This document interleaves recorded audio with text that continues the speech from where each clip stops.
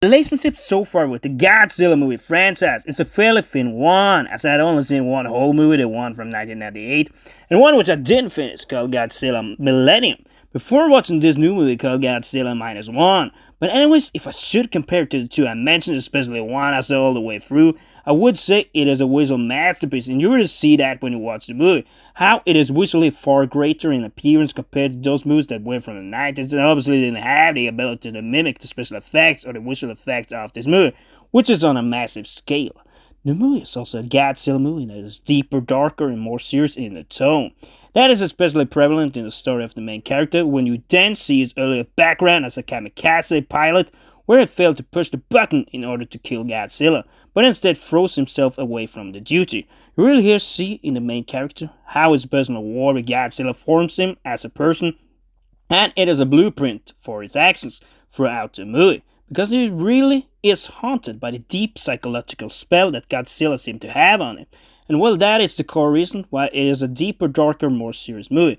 In those other movies, especially in the Godzilla from 1998, which is apparently a reboot or a remake, it is a very much less serious movie. And you could say that the cast are not built specifically for that movie, and the characters also seem a bit less serious. The movie is more of a joke, surely you still got action and Godzilla is feared, but not in the same way as in this movie. Here he is allowed to be built up as this legendary myth that everybody is afraid of. That is also one of the reasons why this Godzilla movie is quite different, although of course my comparison value is limited, at least compared to the one I mentioned and the other one I saw about half of. This movie tries to slide itself in another direction. If we talk about the visual aspects more in detail, I would describe this movie as a visual art of destruction. You see buildings collapsing in Japanese cities, trains flying out of the sky, and all this is stunningly created and really shows what you can do on the big set these days.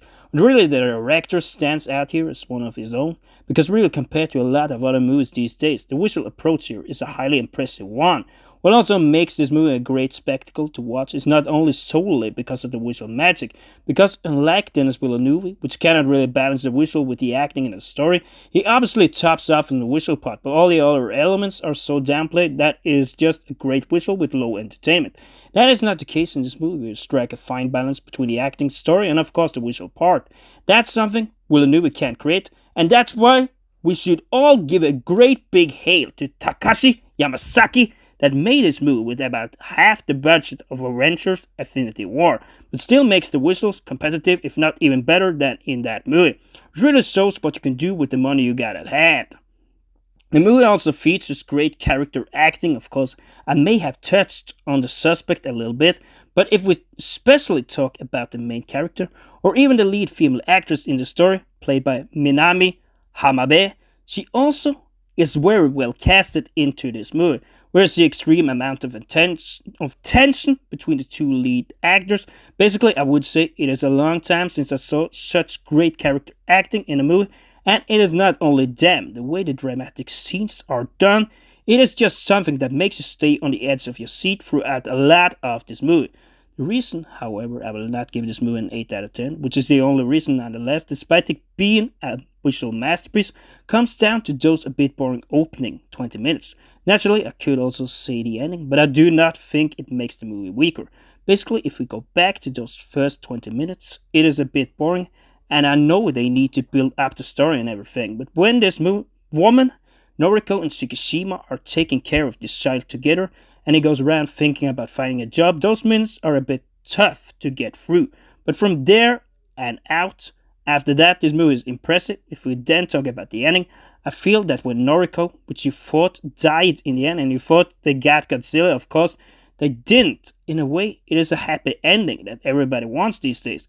The way I see it, however, when you make such a dark approach, as you see here, it could have ended with at least Noriko dead. Of course, the story was that Shikishima also wanted to die taking down Godzilla, but his grief would have been massive if Noriko had not been allowed to live.